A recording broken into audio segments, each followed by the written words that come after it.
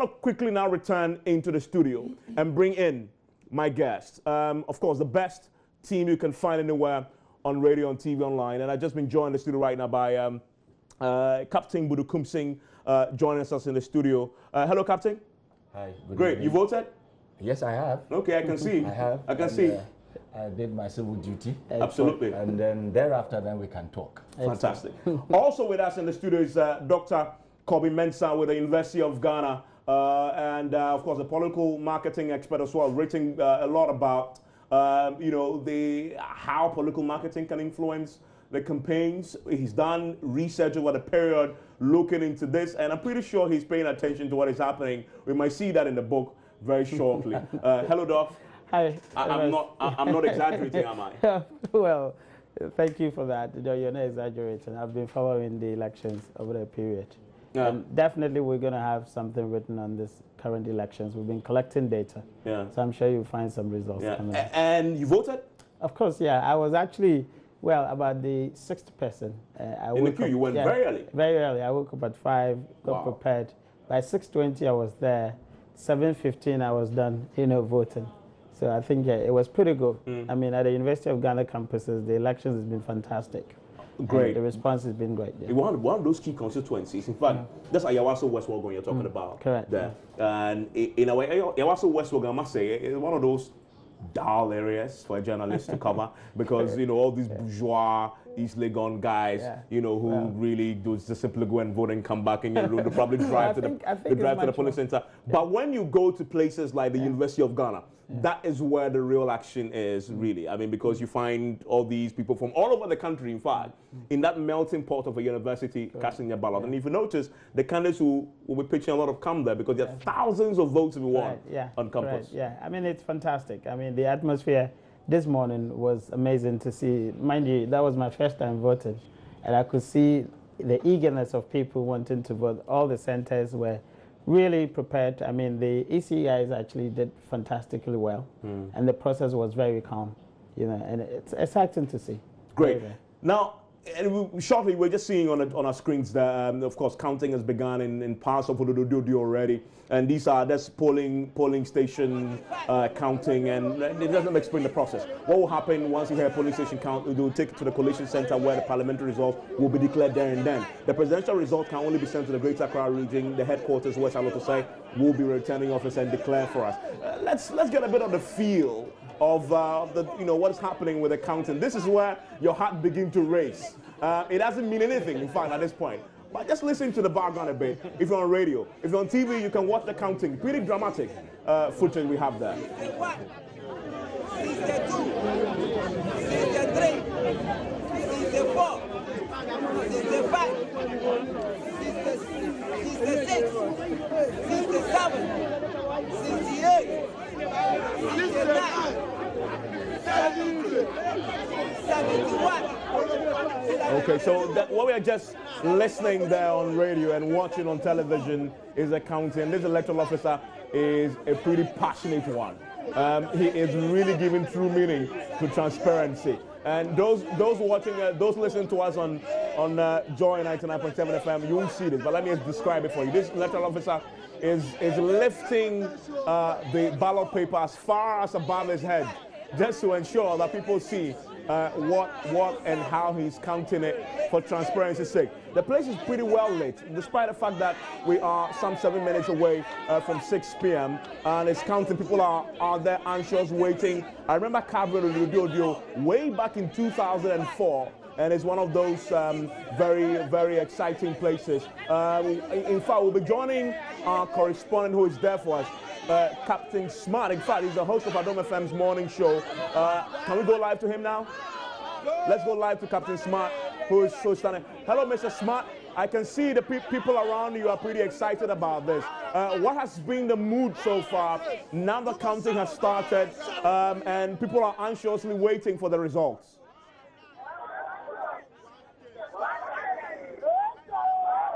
Hello, Captain Smart.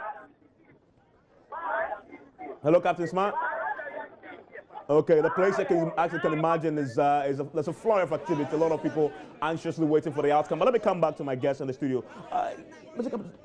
Captain Budukum Singh. Let me ask you about what we just heard from the Eastern region, an interesting case of the incumbent party asking for elections to be extended. You never hear that in Africa, where the incumbent party, complains about opposition party. But I mean, if you look at the Eastern region, you understand why. But what's your own take on the reasons why they've made that demand? There are 15 polling stations in the island, in the Front Plains, that materials got there late because they were cut off, obviously.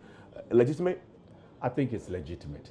I mean, if we are supposed to start at 7 and end at 5, and I start at 2, you can't expect me to end at 5. You would have shortchanged me. But then logistically, to postpone and do it the next day is also a bit difficult. That's why we have technology. If the place is well lit and the people are there, and I think these places are well cut off areas and things, they are there, then why not facilitate them so that we finish it today? If it means midnight, if it means 1 a.m., we finish it today. And I think, in my opinion, they've taken the right decision to do it, and let us finish it today. So that by the time we finish tabulating everything, it's all in one go. Rather than let's cut it today, everybody go home and come back. Some might have come there by boat. True. Some might have come there, God knows how. Some people left their villages and got to Accra, some stations at 10 p.m. last night. They say go home and come back. I think, in my opinion, I think they've done the right thing. Dr. Mensah, you agree with that? Certainly, the easiest position is that if you find yourself in the queue, you will vote, even if it's 12 a.m. Of course, I think that has been the rule. And I support what Captain actually said. I mean, if we can actually have a very well-lit place, and of course, we have been seeing, construction firms, having a very well-lit systems to construct roads midnight. Yeah. So I think some of these things, I'm sure the EC probably might have actually, factored into their plans or contingency plans to make sure that they have well-lit systems where they can actually provide such, places with lightning systems to facilitate the voting. I mean, if we have to say that let us, do it the following day, that's where the controversies come from. That's where you hear people, spilling all sort of conspiracy theories and saying the ballot had been stuffed somewhere. Exactly. That's correct. Stuffed and Yeah. all these Yeah. things. So I think I support Captain's position. If we can provide them, enough, lightness. Finish it today. Finish it today. I think that would be fantastic. That is not the only place where we've heard of hints of extension. In fact, in one place in German North, it has been postponed to tomorrow. And this is in the Bonahafu region. In fact, there was a press conference at which all the parties, including Jones Asiedu Nketia, was present. Yeah. And they agreed that it had to be postponed to tomorrow. Then the EC comes and says, how can you take a decision without reference to what's in Accra? They instructed them to reopen the polls. Yeah. Of course, they attempted, and then the admission we just had there a few minutes ago and saying we couldn't send it because security threat. People were just so angry and passionate because there's a discrepancy in the transfer list. Yeah, I think I followed the conversation.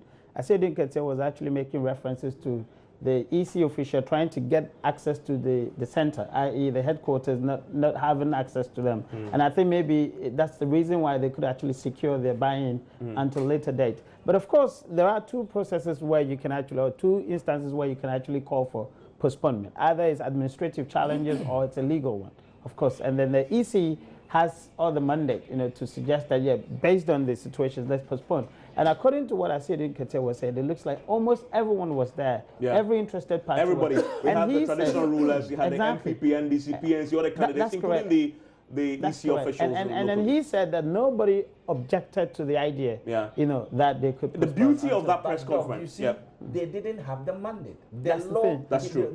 The guy read the law. That's true. And the law says that you cannot take that decision without our say so. That's true. And so they applied the law.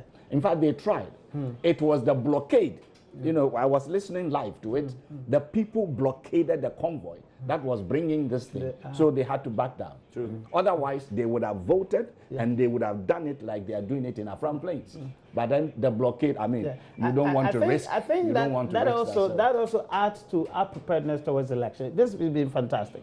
But I think that we must also put to the public the instances where there could be a postponement or there could be extension. I think that hadn't been part of the electoral education, because we've left it to those who manage the systems. But I think now people are much more interested in the elections than ever before, which means that every available information must be put out there to the public. So the public knows, what are the instances that will call for postponement? What are the instances that will call for extension?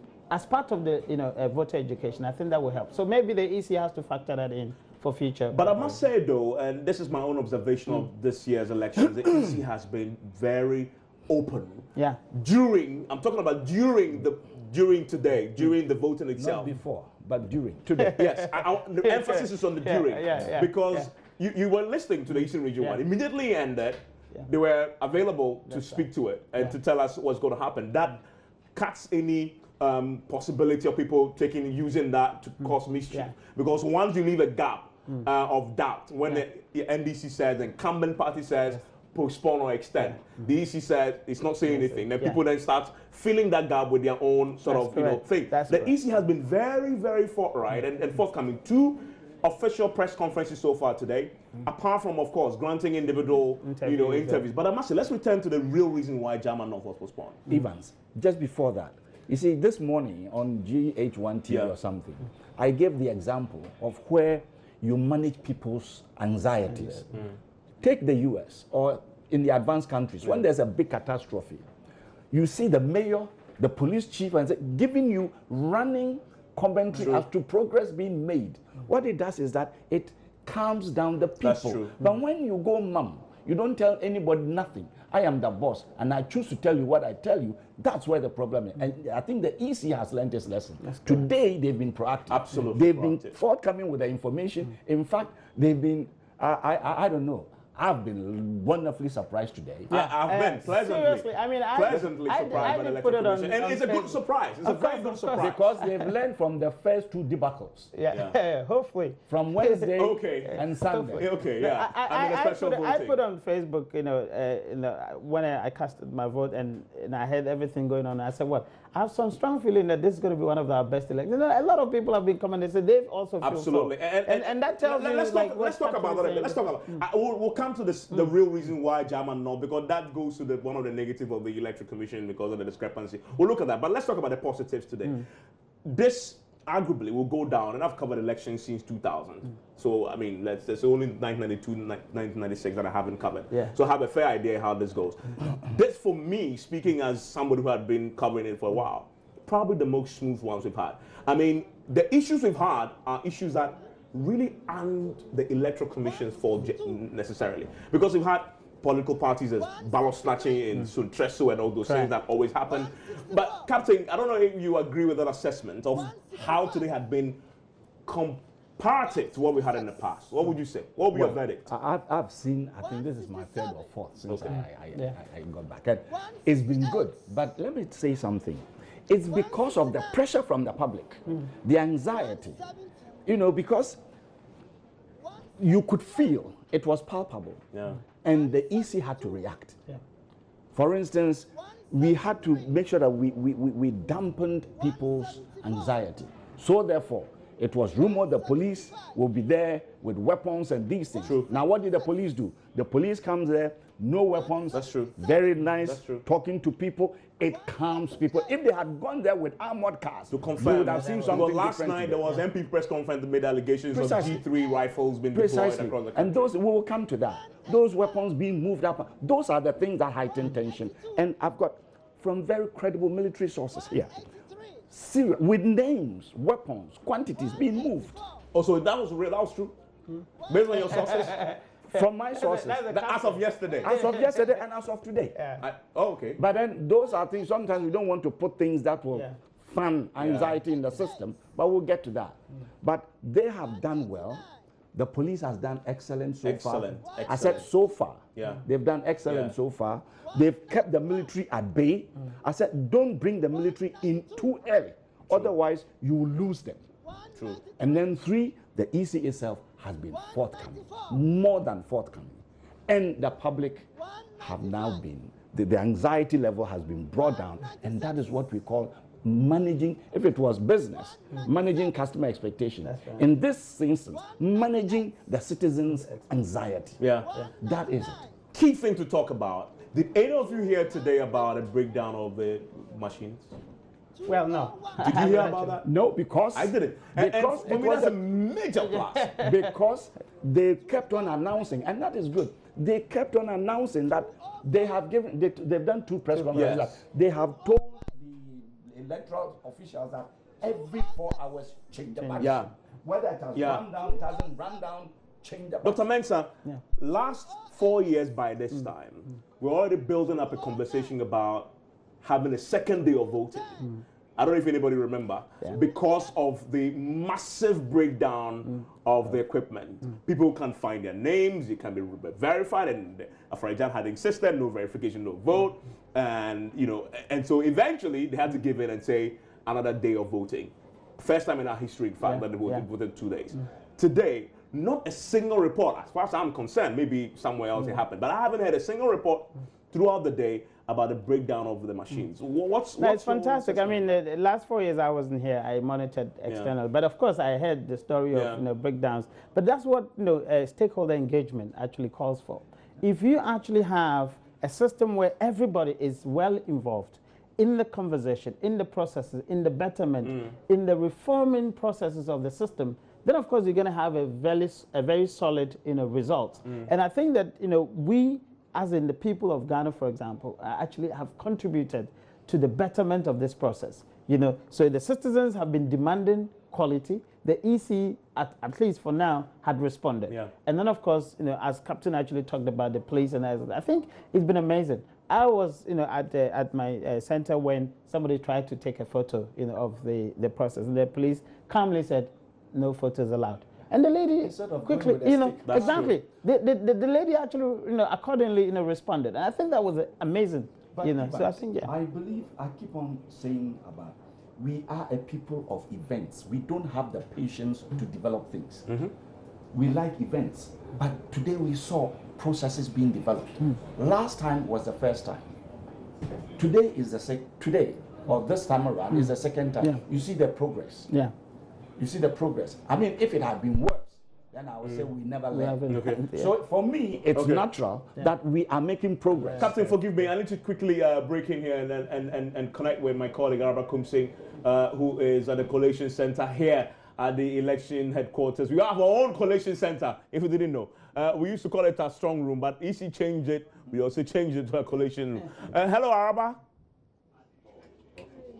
You can see that on the screens there. You have a team of reporters with their laptops going through, and that's where the results will come. Yes, Araba. Yes, Araba. So tell me, I can see your room pretty active. What's happening? What should we be looking forward to?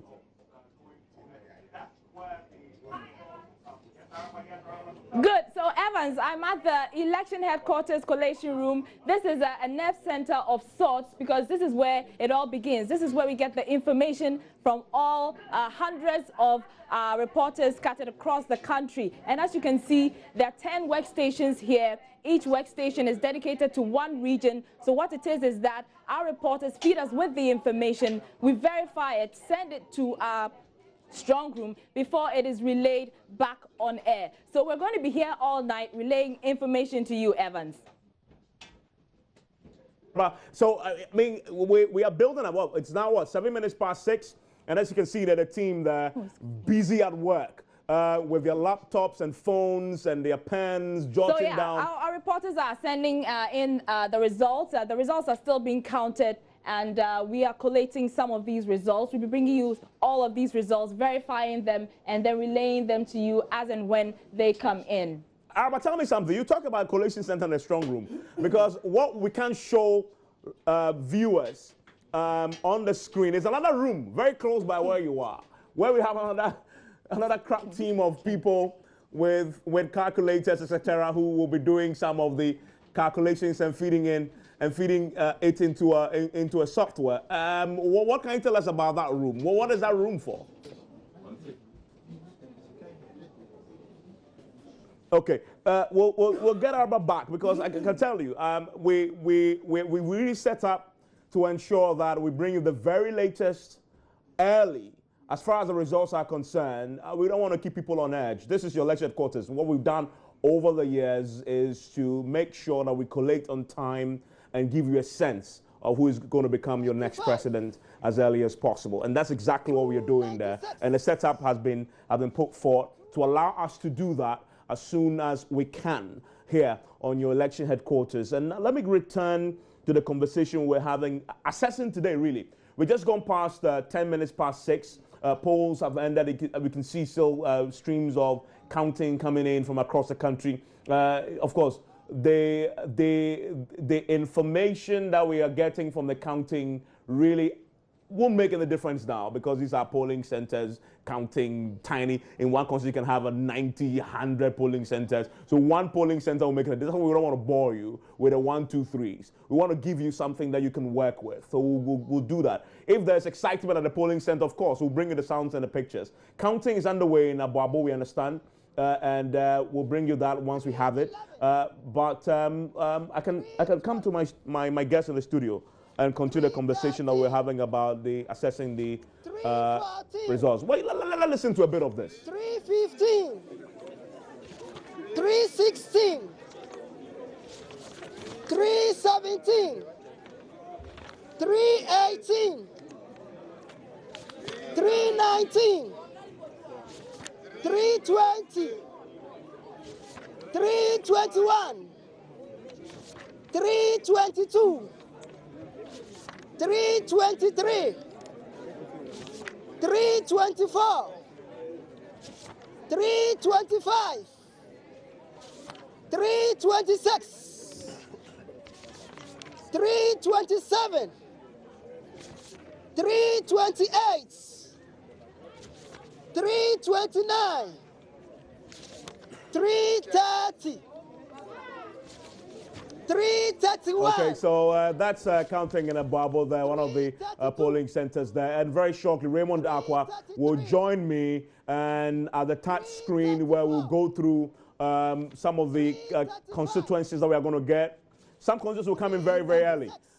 In the Greater Accra especially, we'll start getting some of the constituencies coming in very early, because as you can imagine, Greater Accra is the capital, so road networks are established, better communication networks, etc. So we'll get some of the concepts coming in very early. We'll be analyzing that very shortly on our touch screen. Tamale is also coming through very shortly. But let me come to my guest in the studio, Dr. Mensah.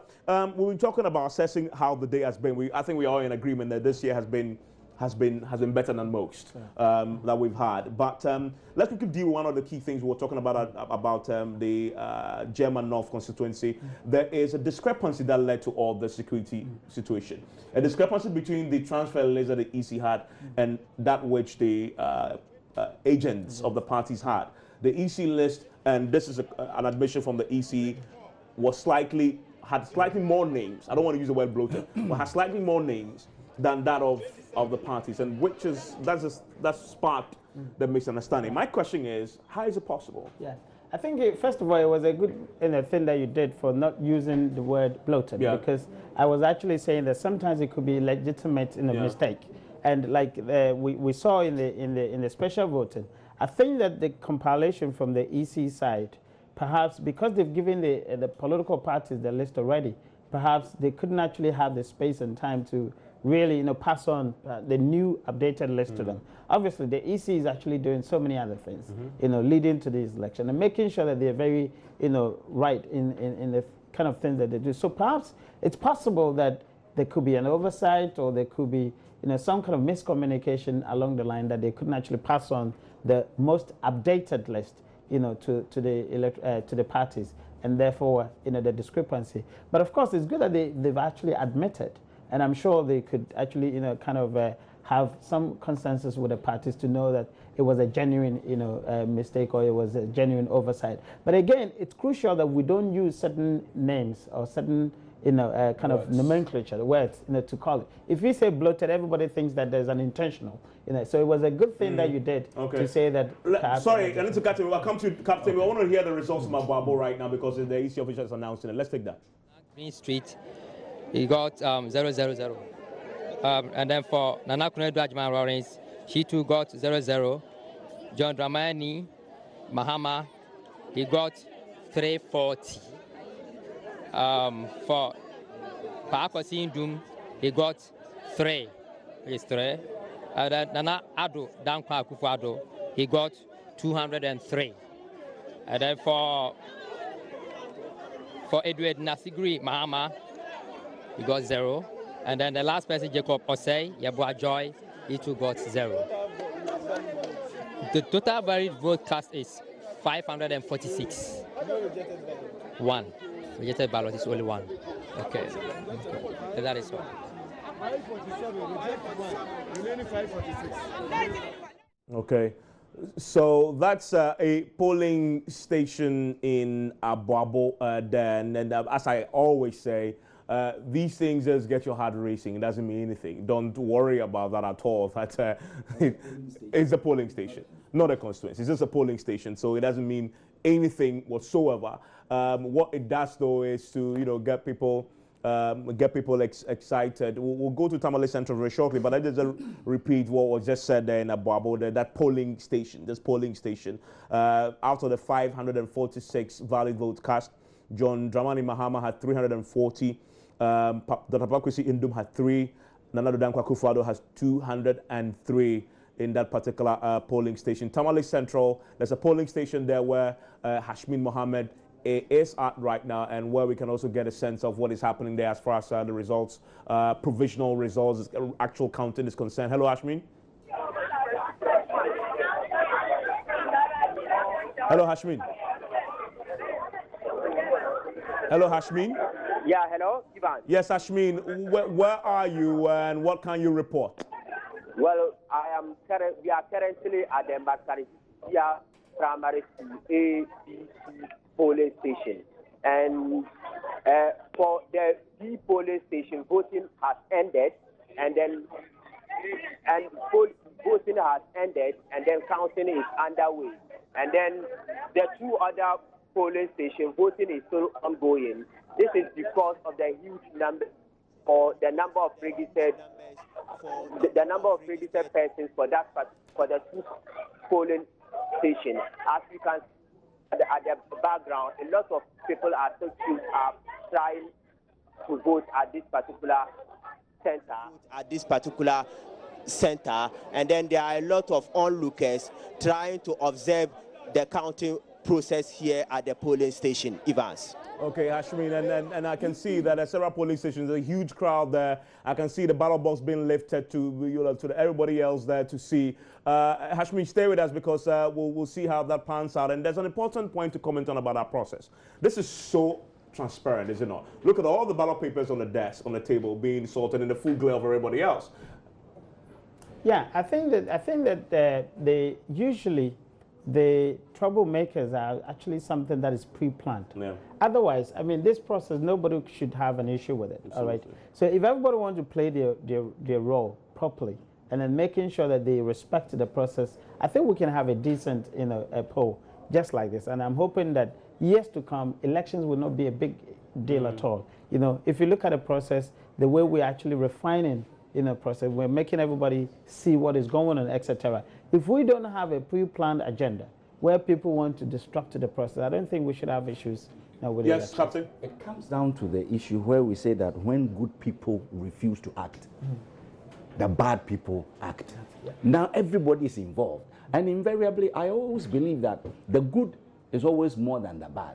So when the bad withdraw, that's when the good withdraw, that's when the bad come in. But now that you see that everybody, majority of the people are now interested, now the bad guys are now being harassed.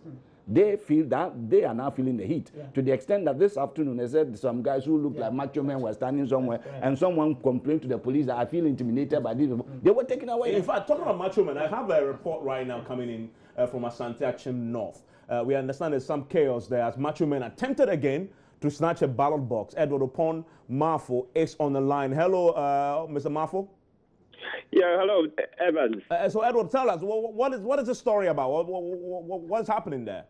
Well, Evans, currently I'm at Asante Achim North. That's Agogo area. The constituency is Asante Achim North constituency. And there was a polling station. We have one area where we have 3 different polling stations. That's the Shidiem, DAGHS, and also Shidiem Methodist Primary. So it's just around one area. And with Shidiem DA and Shidiem Methodist Primary, well, some suspected measurement came to the area and they were getting closer to the ballot boxes. And so it created that confusion where all the people around started rushing them because they felt that that people were about taking the ballot boxes since they got closer to the ballot boxes. And so it became that kind of confrontation. There was a confrontation between the macho men who were getting closer to the ballot boxes and people around who were also observing the election results. But as it stands now, the confusion has been resolved and counting is underway. Even as I speak to you now, the presidential election, we have 2 centers that are ready that I can announce them now. And so with CDMD, GHS, for example, we have the various political parties, but PNC had 0, and the independent candidate had 0 as well. PPP had 0. CPP also had 0. NDP had 0. And we have NDC having 33 votes, and MPP presidential candidate having 439 votes.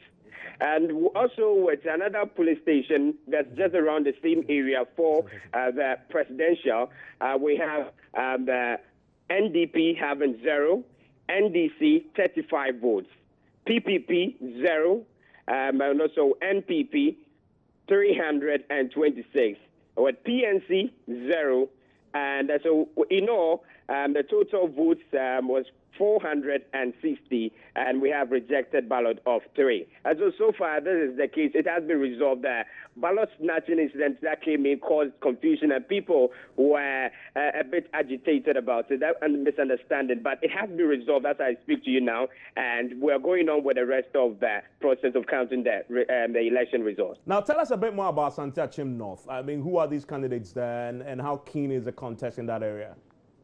Well, with Asante Achim North, this area, it has been keenly contested between the NPP candidates and also the NDC candidate as well. So, with this area, the issues that most people have been talking about, especially those people that I have been talking to, they have been talking about the Fulani issues, and they have also been talking about the road network here.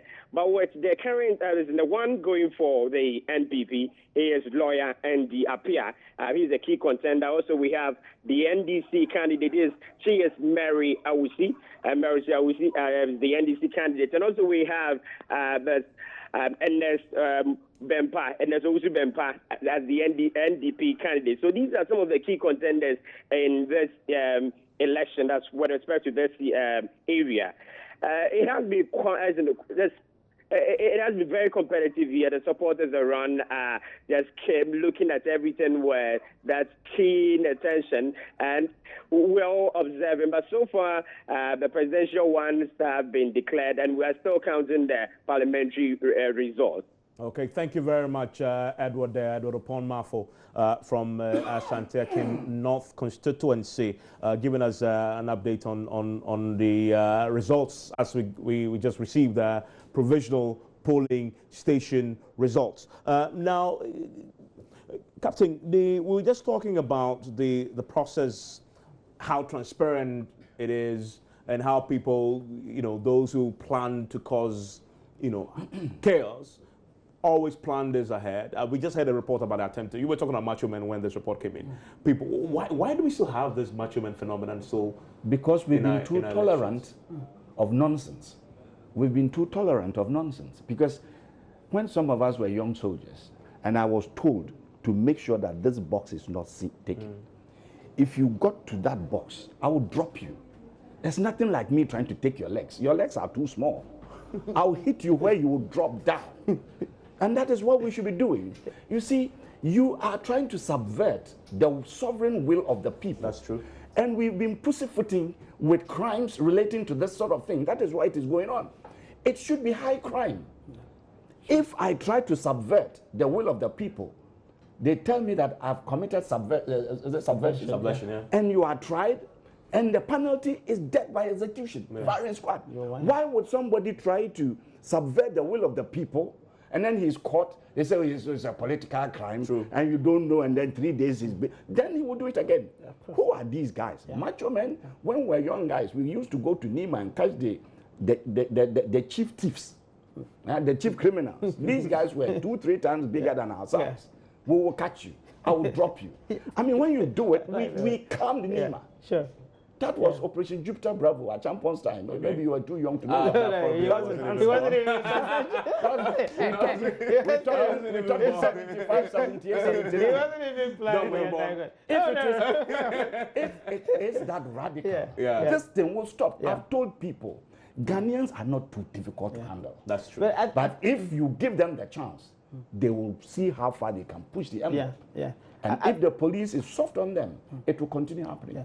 I think I support, Captain entirely right. I mean, we've got to be very tough on some of these things, and we've got to actually push the big man away to say that, because he was actually planning for a big man will step in. And I think that's also brings another question about, the way our politics is too expensive. Our politics is too expensive because it's winner takes all. Somebody, invest in it, and that's it. When you lose, you lose. When you win, you take everything. So I think that, again, there's a call for devolution. There's a call for, some kind of inclusivity so that people don't feel that once they lose, that's the end of it. So a lot of us have been talking about, and I'm sure the IDEC position, about devolution, making sure that people still have a stake in it, so that it wouldn't be like it's a do and die affair where immediately elections are coming, people are manipulating because once they lose everything. I think we must actually make it much more less expensive, so that people wouldn't have some of these machinations, coming on. Our politicians will tell you democracy is expensive. I say it's only expensive into their pockets, not the system. That's right. Because we have the devolution thing. I mean, why is it that we are still resisting electing mayors? Why? They are doing politics anyway. And for somehow, all the parties this year had that element in their manifesto. But that's not the first time they've had in their manifesto. Exactly. They put it in their manifesto. When they get elected, they but we're hoping that they will push further down the line, because what do you call, Captain is actually saying, we don't have to actually, drop somebody down. We've got to come to a realization where, the process itself would kind of, lend itself to easiness, to a very calm, situation where nobody actually thinks about it. If you go to, you've lived in England, and election, people don't even bother. And of course, I'm sure Captain knows about it. People don't bother. The last time elections. But ours is a big deal. I was in Germany, and they were voting 2 houses, not blocks, 2 houses away from me. And it was Sunday 11 when someone called me that, Captain, have you voted? I said, well, I said, it's next door to you. It's so, but you see, it is based on their level of development and sophistication. We haven't gotten there. So let's not try to copy it, lock, stock, and barrel. Until we get there, we have to police it. Until we get there, we really have to police it. People said, oh, it's easy to get the credit in Europe. You just have to put your pay slip down on your card and you get 3 times. In Germany, you are allowed, in fact, you are entitled to 4 times your monthly salary just by putting your EC card. Because you've got an employment, right? Now, try that here. I am in UT. We were lending in the informal sector. The next day, we even see the house. It's a the thing is based on a solid foundation where the roads are named, the houses are numbered, you register that I am living in this district. If you live here for Kumasi, you have 3 weeks to deregister your car and register and everything. It's based on a system. We don't have it. If you type his name on Google now, you see where he lived in London. That's true. Exactly. That's you see the 192 thing. It will bring you all your everything. So until we get there, we have to go the hardcore, policing the thing hard. Not so soft. I have that my colleague and friend, Kofi Amwabe, he says where intelligence is low, democracy should be short. So that's the conversation that we've of course we've come to be very accustomed to when it comes to elections. Somebody said recently that it appears when it comes to an election year, people simply lose their intelligence. Everything goes haywire. But I mean, one of those things that, of course, my guests agree needs to evolve and change over time. But as you know, we're bringing you the very latest results from across the country. We're waiting. We'll bring you a key race alert very shortly in one of the key constituencies across the country where we are anticipating the polling. The collation centers in the constituency will be about to make the final results known. We'll bring you that very shortly. Counting underway in Boku West constituency in the Upper East region.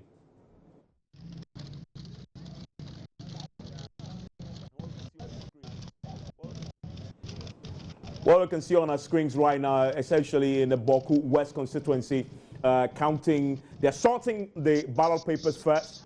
And once the ballot papers have been sorted, counting will begin very shortly in the Boku West constituency. That's what we're seeing on our television right now. But also, in other parts of the country right now, you understand that there are queues formed in places because of challenges with voting material not getting there early or long queues. But the EC has been absolutely emphatic tonight to us that if you are in a queue, you will get to vote. And so people shouldn't panic at all.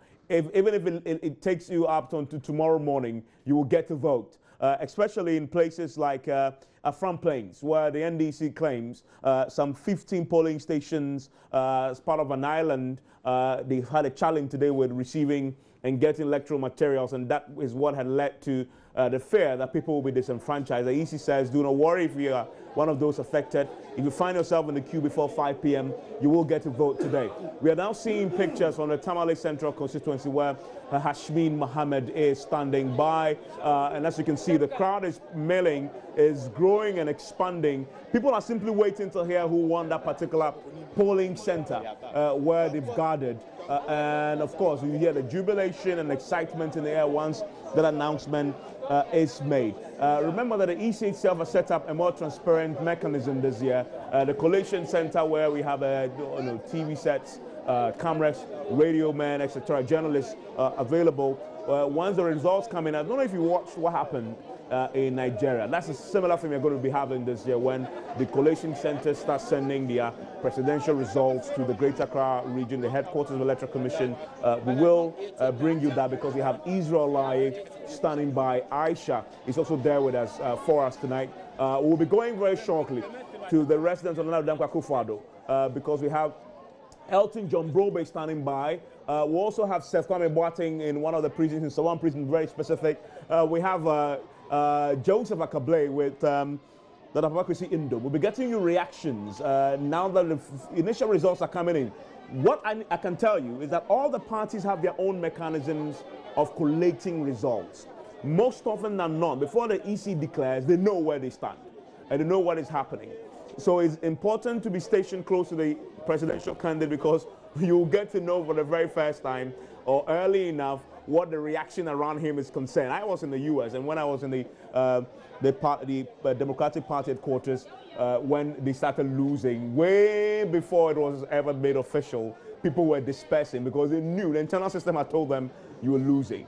That's what we're going to keep an eye on in the Nado's residence and other places as well tonight when Elton and Co. joins us with a very live update there. I want to come back into my studio and have a bit more analysis on what we've seen today and what we can expect coming forward. But I need to state quickly that our reporters, 275 of them, they're insured by Finis Insurance and Finis Life Assurance. And remember that the election result that we'll be getting shortly, the updates brought to you by Magdan Shipping, your total logistics partner, NIIT, enroll for quality computer education in Ghana. Election headquarters is refreshed by Papa's Pizza, taste it, love it, Cowbell Coffee, smile and have a sunshine day. Doc, you observed today very close. One of the key things that emerged in the course of the day was, I think in the morning, I think now is the result. People showing up to vote, and the EC officials insisting that you have to vote according to the alphabetical order. But it appeared communication had not gone to people. And so we had confusion in some centers because we were in a queue. You get to the vote only to be told you don't belong here. I don't know if that affected you at all where you were. Well, I think that in my case it was just a number. Obviously Legon has a lot of polling stations. I went to what we call Legon Hall, and I understand that it's about 4 or 5 police stations there. So immediately I showed them my card, 510 ending, and said, oh, go to Annex A. Immediately they showed me. But at that particular police station, there wasn't anything like alphabetical. I think the alphabetical starts with the card itself, where, according to the police station. Your voter ID card. Exactly. So immediately I showed them my card. They directed me straight away, and when I went there, yes, they checked there, so yeah, you were here. And I saw that it's written, I mean, the polling center's, ID is written on the box, C0 something, and then 510 ends with, which my card also ended with that number. So it was very easy. So when I was hearing those reports, I couldn't really understand what was going on. Yes, but you see, you got there in the morning. Yeah. Some people traveled and got to Accra at 10 p.m. and stayed there. They put stones there. Yeah. Some of them sat on the verandas. And so they had formed their queue. So by 7 o'clock, when these EC guys came, the queue was already like 100 deep. Yeah. True. And then that's when they were telling them, now you are in the one queue, go, and then when you have to go to join the next queue, you go to the back. It's that's what they said. Because if I'm in the queue and they bring you, I will not allow you to be in front of me. But then, again, the EC reacted well. That's true. The officials managed to tell their guys that, look, these guys were here early. So definitely, if it were you, you wouldn't like it. So they were able to bring them forward instead of sending them to the back. But you could see the people were angry that they came in at 10, 1 a.m. and then should now go and be number 300 again. I mean, they acted well. No, but you were lucky because you got there in the morning. That's right. But this issue again comes with planning. Yesterday I had a long, I think was it a debate or an argument with Japasu, the communication director. in the morning. And I was saying that I agree, your planning timetable was horrible. Why is it that everything in Ghana is emergency meeting? Why is it that everything we plan takes us to the wall? You can't do that. I agree with you. We had 4 years to plan this thing. At least we had a year to plan this thing. And something like this with this discrepancy in these figures. If they had planned well, the work schedule, this is project management. If they had planned well, the thing would have come. You make a mistake, there's time to correct I suppose you can even do just like we do in exams where your index numbers are right. The polling center's number perhaps could be displayed there, a night before, so that when you can cross-check and then know that where you are. The guy should have come there the day before to tell them that line A to this is here, line this to this is here. This is you see, from conception to execution on the ground, there is a gap. And in strategy, we call it as the bane of strategy, execution.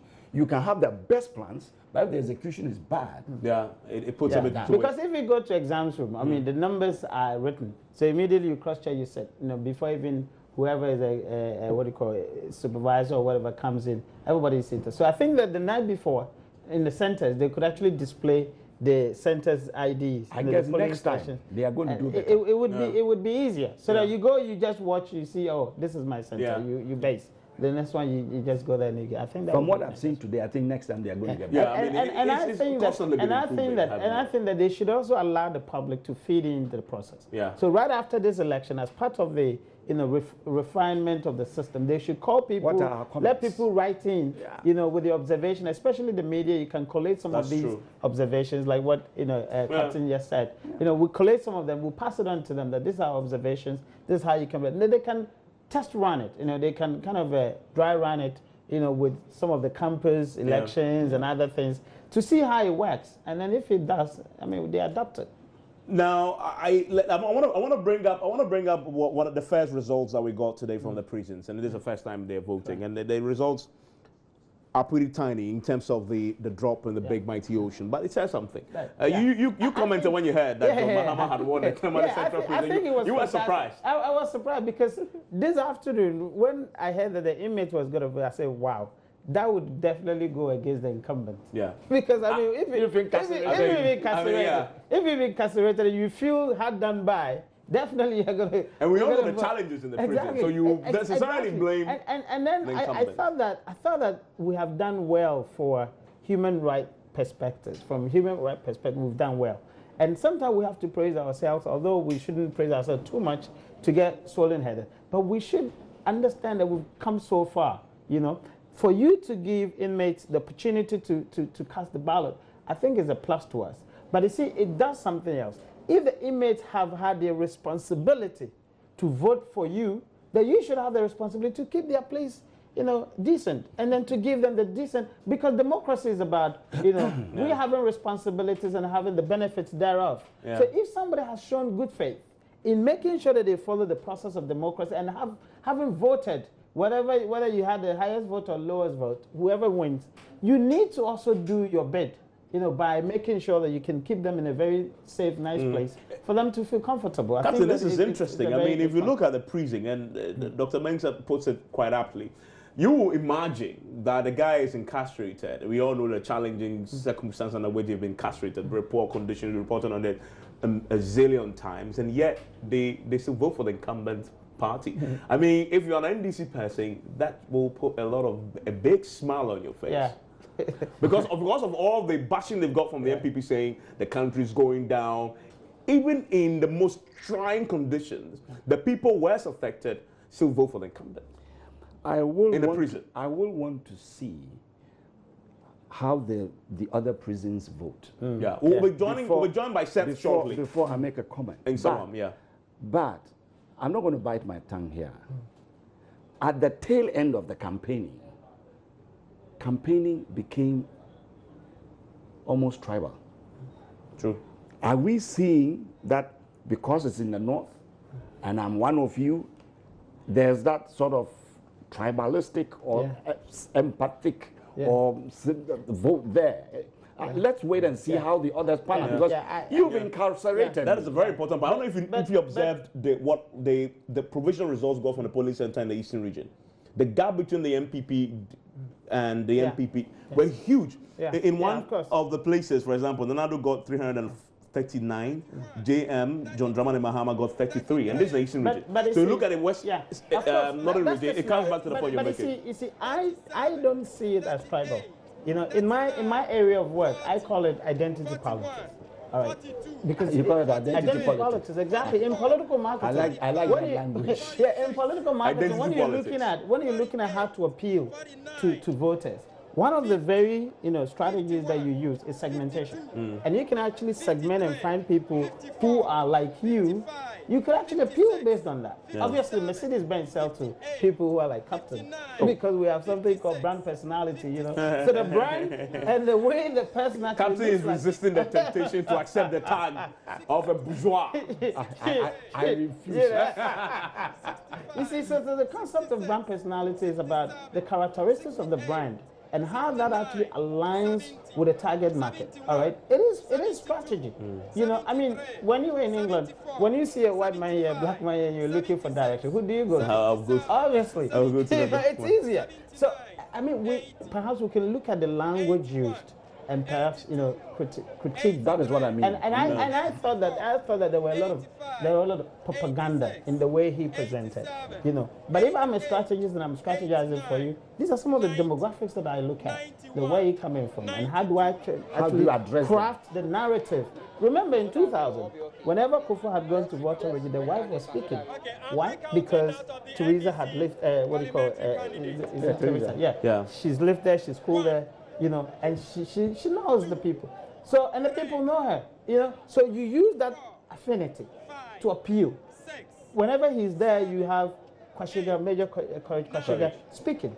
Why? Because it's a strategy, you know. But then again, we can actually critique the language use and then see whether they played it well or not. But it's a way of strategizing. I think.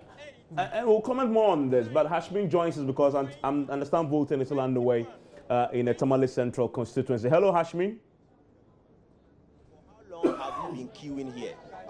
Almost 3 hours for now. 3 hours. You can see. Are you disappointed that poll has closed and then you are still in the queue trying to cast your vote? Yeah, I'm very disappointed. As this man said, they should do something about Markazia polling station. We are suffering. They should try to split it so that when maybe in the following years to come, when someone comes, we'll be able to vote, and then they can start the counting at the exact time. For how long have you been in this queue? For me, I'll say I came here 3-something. So I'll say for now, I've been in this queue for about 4 to 5 hours. 4 to 5 hours? Yes. And will you still patiently wait to vote? Yeah, as a citizen, it's my right to vote, so I'll still wait patiently to vote. Thank you very much. Now, let me try and get some of the women here. Some of them have been carrying their babies. Hello, good evening, madam. Evening. For how long have you been in this queue? Since 4 o'clock that I came here. I've never been in the queue to vote. Is it that you have just joined the queue, or you've been here since in the morning? Since in the morning, I've not yet voted. When you join this line, they will change you to another line. When you join this line, they will change you to another line. So, since in the morning, I've not yet voted. Thank you very much. Now, let's... Okay, so that's the Tamale Central constituency. One of the most keenly contested areas where Yusuf Hussaini is the incumbent member of parliament. Yusuf Hussaini is the roads minister and is coming up against a formidable opponent in the MPP's candidate in the particular area, Ayas Imoro. And we'll keep an eye on that. But let's go to New Jabin South in the eastern region, where Kofi is standing by. Hello, Kofi. I can see you were standing with one of the EC officers. Well, thank you very much, Evans. We are in New Jabin North constituency, here at the Efijase police station, A and B polling stations. I'm here with my colleague. She's Mercy Mreku. She's joining us for the first time, and we've had some results from this polling station. I would want her to tell us. So tell us exactly the results that you've had. Okay, for Efijase police station A, we have for PPP Presidential 2, PNC 0, NDC 108, CPP 1, NPP 341, Independent 0, NDP 0, and for the rejected ballots we have 2. Then for polling station B, for PPP we have 1, PNC 1, NDC 83, CPP 0, NPP 326, Independent 0, and NDP 0. For rejected ballots we have 4. Okay, so Evans, you heard Mercy Mreku. She is my colleague I'm working with in the New Jabin North constituency. Here at one of the polling stations, you could see that counting is still underway, and let's pick a live feed from the EC officers here in the Efijase polling stations. I think this is the count for the NPP parliamentary candidate Nana Ejebwate. They've already finished counting the results for the NDC candidates and that of the other political parties. So you could hear the EC official counting the ballots here in New Jabin North.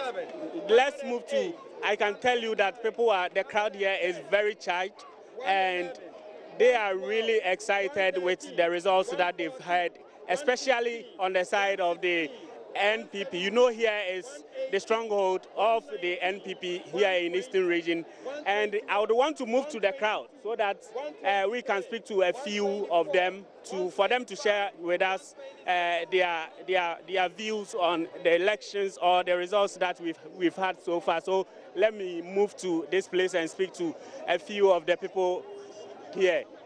Papa mi pacho akwaba. Yeah. Okay, see our results now, Bano. Muhuni saying. Oh, Mihuni say, yeah, Koyi Mayintino, yeah, the Yamiasa say Abanisa. There is other regions in Ocean Company, Sana, and Samuaba. Now Yakoyanim. Yeah, the Ghana for us. Your bomb say other regions in Osobaya Mayan. Now Yakoyanim Nado Abidiakunana, will move on minor Conan. Okay, so indeed you are a supporter of the NPP, that is what you mean. That's okay. Right. Okay, so he's saying that he's. Hello? He's saying that he's very much excited and happy with the results that is trickling in now. he thinks the NPP is winning, and the other constituency or the regions should join the people of Eastern Region to, ensure a win for the NPP presidential and parliamentary candidates in Ghana. Let me move there. You can hear some noise going on at the back here. We are moving there. Some ladies here are indeed jubilating, and let me pick the feed from them, how they feel. That I'm passionate at say. Boko, Koboko. Na denti na money aji. Yanya can say, yes, some Amanana Abba, ya bread, Obama thing. It's some, if you go for, and now we know Bibia Boko, my, if you go Benyako, one new job enough, Yameno, me is some, Nana, and now we be a Sanity, So he's also excited that the NPP is winning. And let me go to this place. There are some ladies here, and they would also want to share their excitement with us. Okay,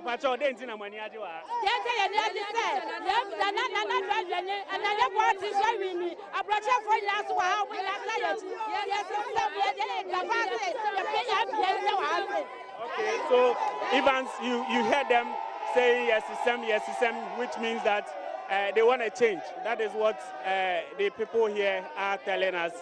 So we are still at the Efijase police station, A and B police stations, where you can hear from the background the jubilation from the crowd. So Evans, you can pick it out from there.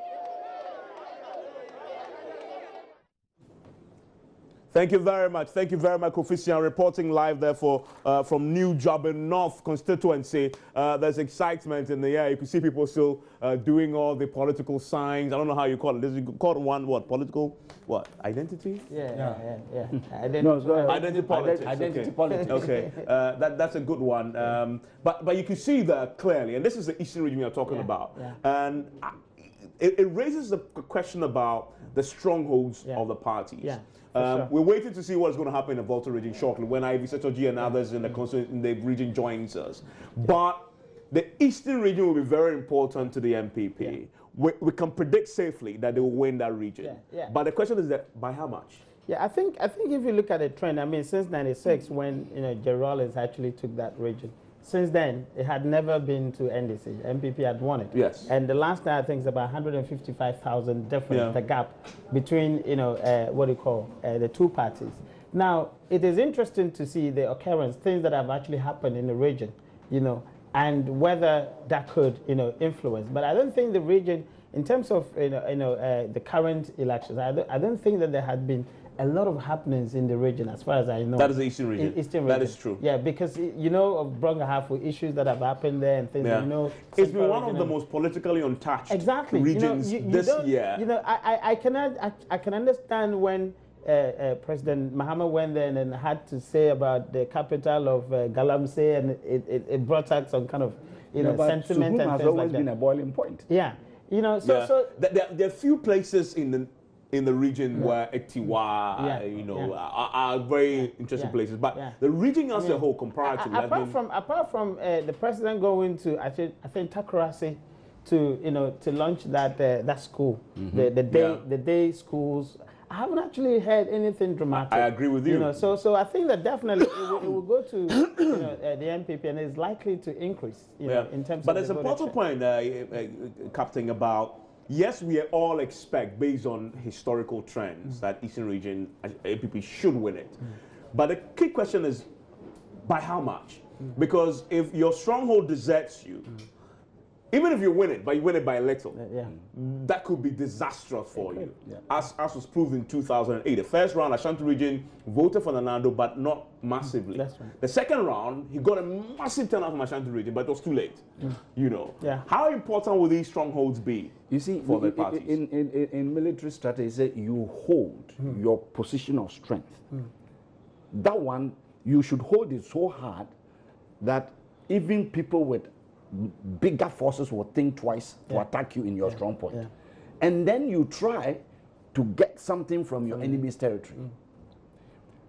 If you relax and said, I am comfortable here, and you are not going to try to make inroads into the enemy's territory, you could be surprised. So you see that this time around, The MPP is trying to hold its own, increase what they have in the stronghold, and damage the NDC in the Volta region.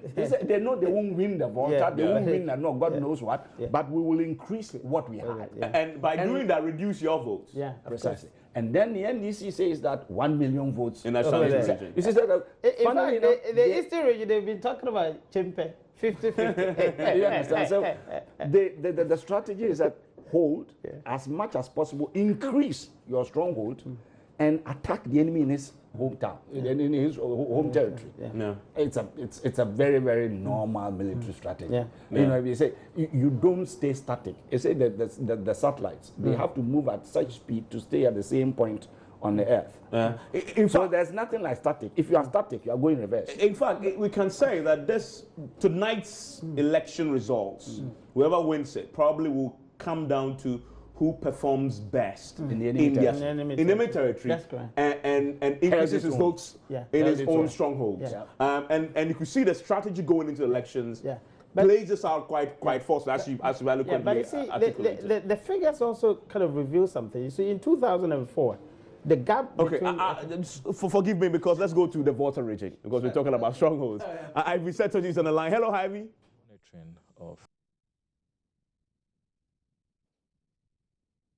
We'll get hype. Hello, Ivy. Ivy's joining.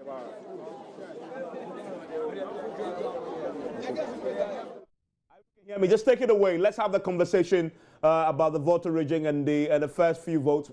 We've lost her. We'll connect to the Volta region because we want to understand the politics of the strongholds and how important that will be to the eventual outcome tonight. You were making a point before I broke in the Volta region. 2004. Kufuor actually shot the gap to almost 200,000 difference between them and MPP and NDC. But that actually reduced in 2008 and it reduced in 2012. Although Nanado was able to maintain. Forgive me. I'm returning to the Greater Accra region. Let's go to Benedict, who's on the line right now. Hello, Benedict. Where are you joining us from?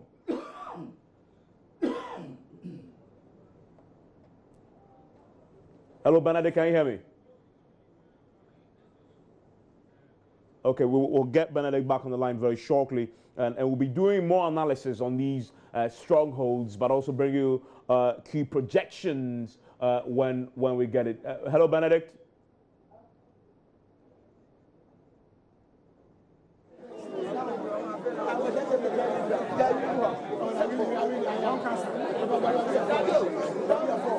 Evans, I can hear you. Can you hear me? Evans, I can hear you. I'm here at the Ablikma West constituency. And obviously today, what's happening is that I'm here exactly. I'm here at the Methodist polling station. What happened actually is that what actually happened was that, we had to delay for some time because of some issues, but the presiding officer is here with me and he will be in the right position to tell me why they had to delay in terms of the voting. And some people were also were denied voting. So, sir, thanks so much for joining me here. What actually happened? We're supposed to end at 5. Now we are ending close to 7. Definitely, we closed at 5. So what it is that we still had a queue coming on.